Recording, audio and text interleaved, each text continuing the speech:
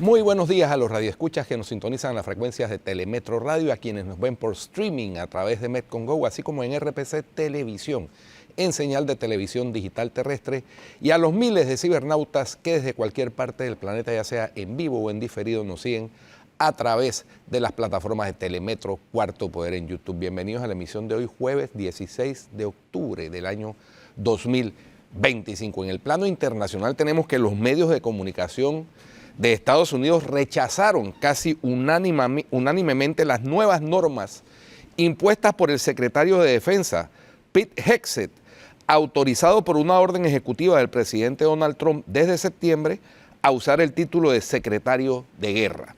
Ayer, miércoles 15 de octubre, se cumplió el plazo dado a los periodistas para aceptar la nueva política, que busca restringir el acceso a información no autorizada y expone a los reporteros a la expulsión si intentan reportar sobre información clasificada o no, cuya divulgación no haya sido aprobada por Hegseth.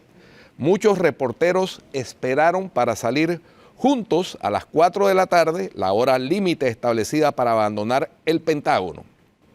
Cajas de documentos se alineaban en un pasillo del edificio y los periodistas llevaban sillas, una fotocopiadora, libros y fotos antiguas hacia el estacionamiento, desde sus espacios de trabajo. Entre 40 y 50 periodistas salieron del lugar tras entregar sus credenciales, reportó la prensa estadounidense. Los principales medios de comunicación se negaron a firmar, incluso la cadena Fox News, en la que trabajó el ahora secretario de guerra Pete Hegseth, se sumó a las otras principales televisoras del país, ABC News, CBS News, CNN y NBC News, para denunciar que estas normas limitan la capacidad de los periodistas para mantener informado a un país. Esta política no tiene precedentes y pone en peligro las protecciones fundamentales del periodismo, afirmaron las organizaciones en un comunicado conjunto publicado por varios medios. Además de las cadenas de televisión, también se han sumado Associated Press, Reuters, The New York Times, The Washington Post o Político, entre otros. Por ahora, solo el canal de noticias conservador One American News ha firmado el documento. El Pentágono anunció el pasado septiembre que solo permitirá el acceso de periodistas a sus instalaciones si aceptan no publicar determinada información, una medida inédita que otorga al Departamento de Guerra, antes conocido como Departamento de Defensa, un amplio control sobre los contenidos difundidos. Por otra parte, el ejército de Israel anunció este jueves que identificó los restos de los rehenes Inbar Heyman y Mohamed al-Atrash, entregados la noche anterior por el movimiento islamista Hamas, considerado terrorista por Israel, Estados Unidos, la Unión Europea y otros países. Desde el lunes, bajo un acuerdo de alto el fuego, auspiciado por el presidente de Estados Unidos, Donald Trump, Hamas entregó a Israel 20 rehenes sobrevivientes a cambio de casi 2.000 prisioneros palestinos liberados de cárceles israelíes. Además, ha devuelto gradualmente los restos de los secuestrados fallecidos en cautiverio, a los que dice ha podido acceder.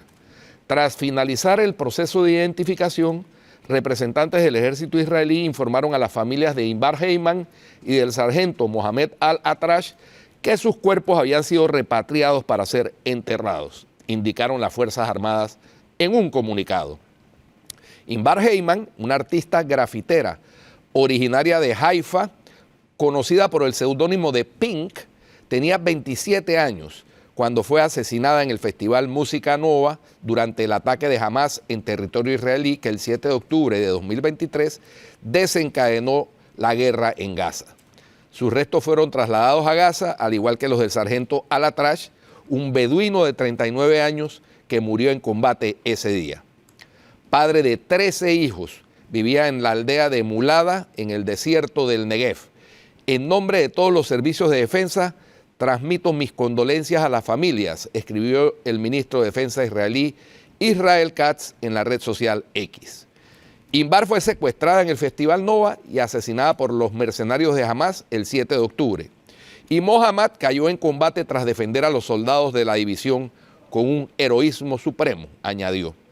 El gobierno israelí comparte el profundo dolor de la familia Heyman y al-Atrash, así como el de todas las familias de los rehenes fallecidos, declaró la oficina del primer ministro israelí Benjamín Netanyahu en un comunicado. Katz afirmó el miércoles que su país reanudaría los combates en Gaza si Hamás no respetaba el pacto de alto el fuego, al considerar que no había devuelto los restos de todos los cautivos fallecidos. El martes, también familiares de rehenes pidieron a Israel suspender el acuerdo de alto el fuego si el grupo islamista no entrega los cuerpos sin vida de los que quedan en Gaza. Por último, al menos un manifestante murió presuntamente por un disparo de arma de fuego durante la multitudinaria protesta contra el gobierno y el Congreso de Perú ayer miércoles 16 de octubre en Lima, según confirmó la Defensoría del Pueblo, que también reporta más de 100 heridos, entre ellos 78 policías y 24 manifestantes, así como 10 detenidos. Miles de personas salieron a protestar contra el gobierno y el Congreso por la corrupción y el auge de la inseguridad ciudadana, impulsada por el auge del crimen organizado, y tras el ascenso al sillón presidencial del presidente del Congreso, José Gerí, tras la destitución de la presidenta Dina Boluarte por parte del Legislativo. La multitud marchó hacia la sede del Legislativo en el centro de la capital peruana. La protesta en rechazo a la clase política y contra la ola de extorsiones y asesinatos del crimen organizado derivó en choques entre manifestantes y la fuerza pública. Lamento el fallecimiento del ciudadano Eduardo Ruiz Sanz, de 32 años, escribió el presidente José Gerí en su cuenta en X. Inició como una manifestación pacífica, pero algunos sectores tienen agendas distintas y buscan generar el caos, había escrito antes Gerí en esa misma red social. Las cámaras de policía y la Municipalidad de Lima servirán para identificar a los delincuentes que se han infiltrado en una manifestación pacífica para generar caos. Todo el peso de la ley para ellos, advirtió también el presidente peruano. Eso es lo más destacado en el plano internacional. Vamos a un cambio y regresamos con Cuarto Poder. Bueno, continuamos aquí en Cuarto Poder. Estamos a la espera de la conferencia de prensa del presidente Mulino ahora a las 8:30. Últimas noticias de ayer. Y por mayoría y de forma unánime la Asamblea aprobó por 65 votos a favor. Ninguno en 65, contra. ninguno en contra. Ni ninguna abstención. Ni tampoco abstenciones. 65 eran los que estaban presentes. Tanto a Gisela del Carmen Agurto Ayala como magistrada de la Sala Tercera de lo Contencioso Administrativo, el reemplazo de Cecilio Sedalice, y a Carlos Ernesto Villalobos Jaén, propuesto para ocupar la Sala Primera de lo Civil en reemplazo de la magistrada Ángela Russo. Estos mandatos concluyen a finales de este año 2025. La Asamblea, como dijimos, aprobó de forma unánime. Tenemos algunas de las reacciones que se dieron por parte de los diputados ahí en la Asamblea. Somos funcionarios, tanto de esta independencia de diputados, como ustedes, servidores del Estado, van a tener que soportar las críticas con tolerancia y a aprender, es decir, a llegar al pueblo a aclarar los conceptos que no violen su independencia ni la reserva de un proceso, pero a aclarar los conceptos, que eso es lo que quiere el país.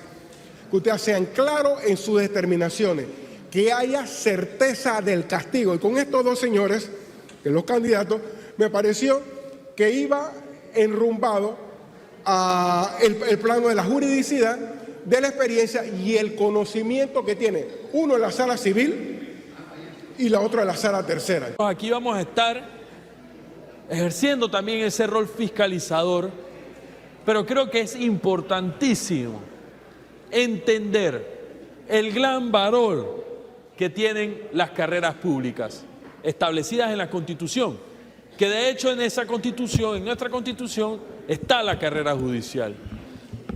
Y yo creo que así se deben escoger a todos los magistrados. A esos 9 magistrados se tienen que escoger dándole continuidad al proceso de la carrera judicial.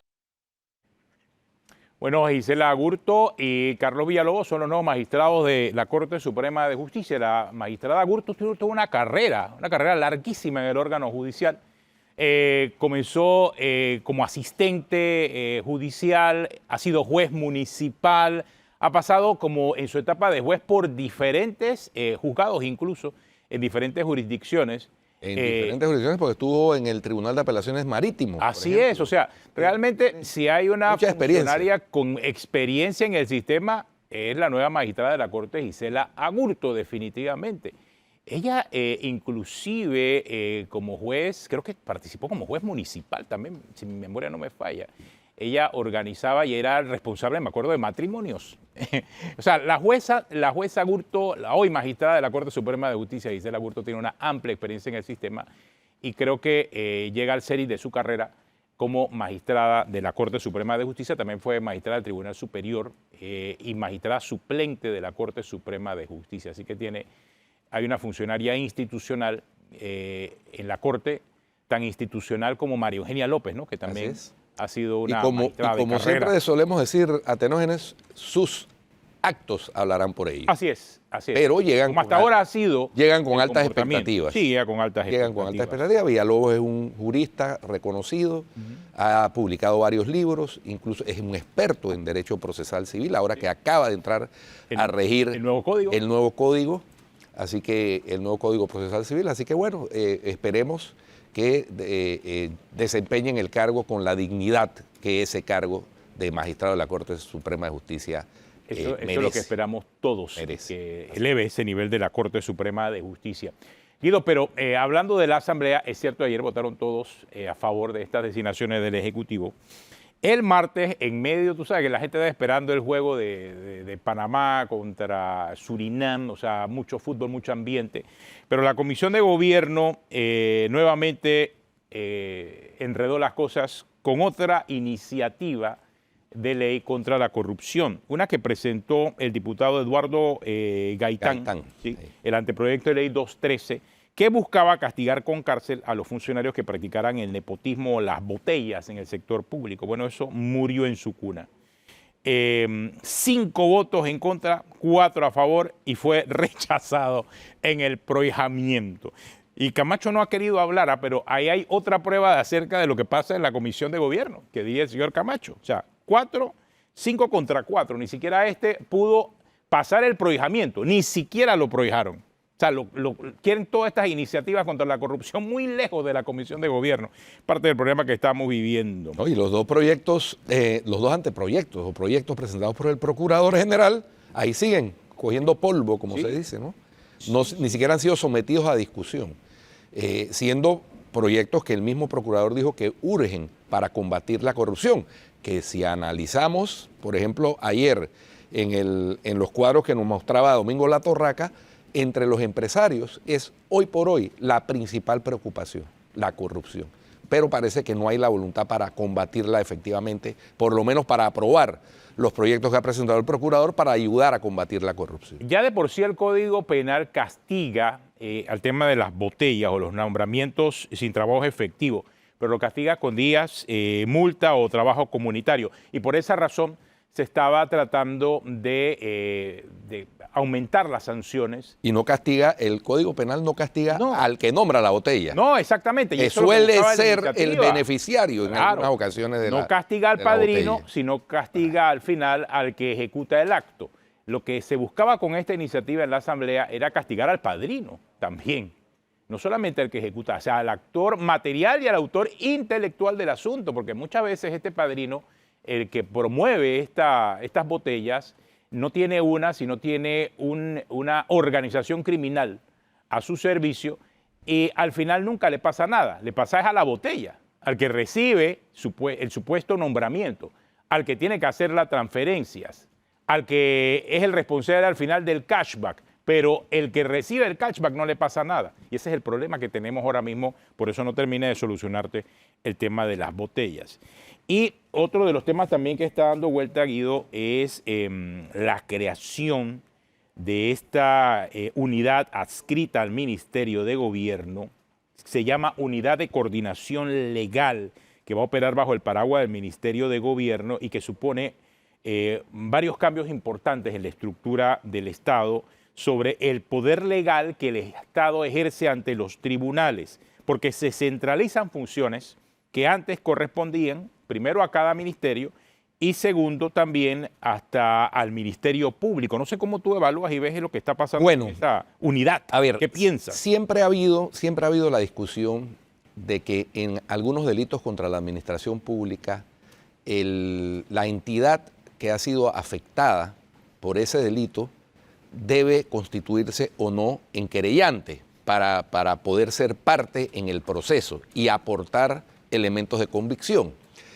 ¿Qué ocurre? Que en muy pocas instituciones del Estado hay abogados penalistas que dominen los temas del procedimiento penal, del sistema penal acusatorio y todas estas cosas. Recordemos que en la administración, de Juan Carlos Varela, por otros motivos diferentes, que era que en los 6 meses, desde que entraba el nuevo gobierno hasta que salía la Procuradora General de la Nación, no se tenía confianza en la procuradora, que era la procuradora de la procuradora saliente en ese anterior. caso. Exactamente. Entonces, lo que hicieron fue contratar a una firma privada para que recogiera datos en esas instituciones que supuestamente podrían haber sido afectadas por actos de corrupción, y esa firma presentaba informes sobre los datos que habían recogido para ser entonces procesados por el Ministerio Público y las correspondientes instituciones del Estado. Ahora no, ahora lo que se está haciendo es crear una unidad adscrita al Ministerio de Gobierno con abogados penalistas, porque eso es lo que dice el decreto que la crea. Dice que dispondrá de abogados penalistas. Yo no sé si eso sea que van a reclutar abogados penalistas para esa unidad adscrita al Ministerio de Gobierno, lo cual no es una tarea fácil, te lo digo, Atenógenes, es reclutar buenos abogados penalistas, ¿no?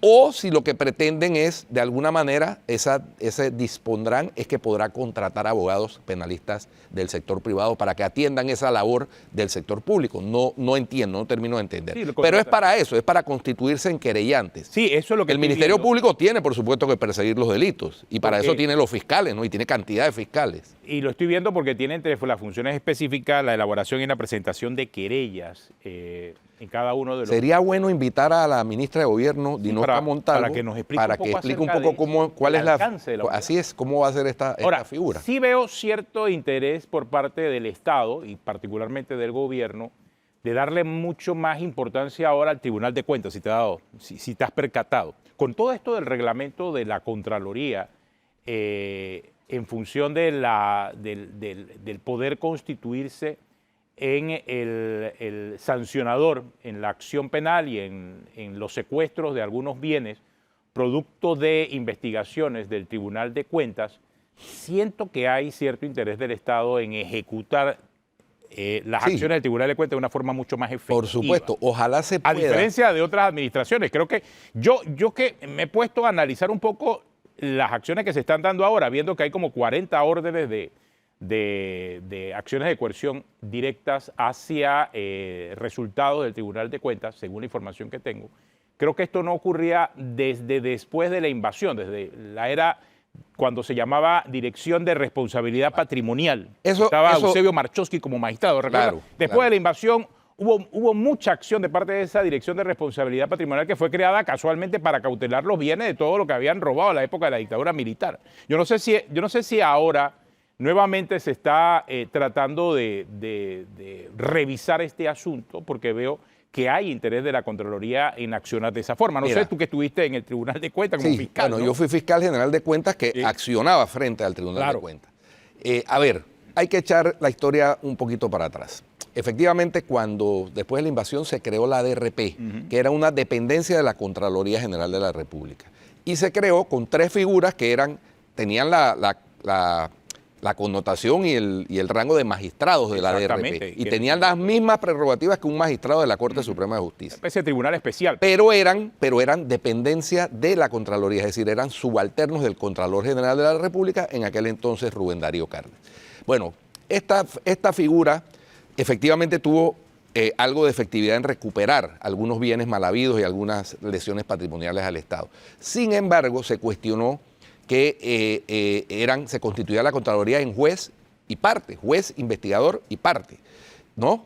Entonces, porque era el que ordenaba la auditoría la procesaba a la ARP y la ARP era la que condenaba a la persona que estaba vinculada. Y todo era la misma Contraloría. Por eso, en la reforma constitucional del 2004, ante ese choque de funciones que había ahí, elevó a categoría constitucional la creación del Tribunal de Cuentas, dentro del título correspondiente a la Contraloría, pero separado de la Contraloría, para que fuera un tribunal el que se encargara de juzgar las cuentas de los funcionarios y agentes de manejo, con todas las garantías del debido proceso.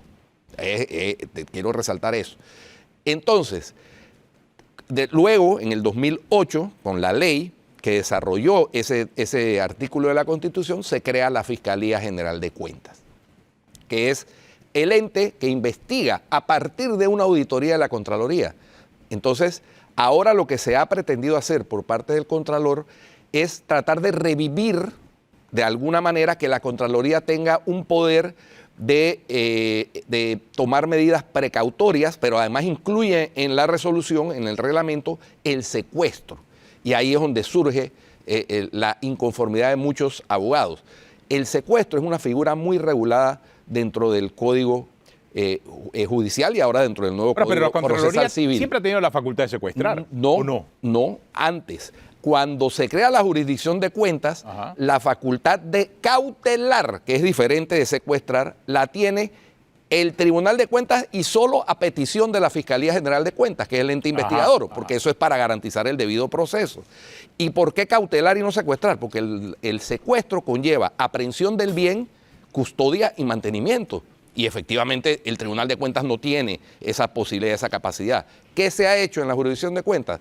Que el tribunal, a petición de la Fiscalía de Cuentas, cautela y el dueño del bien, vehículo, bien inmueble, semoviente, etcétera, queda con la custodia del bien y lo tiene que preservar como un buen padre de familia. Bueno, está cambiando el asunto. Sale del comercio el bien. Después de la resolución, y aquí tengo la confirmación, son 40 órdenes de incautación.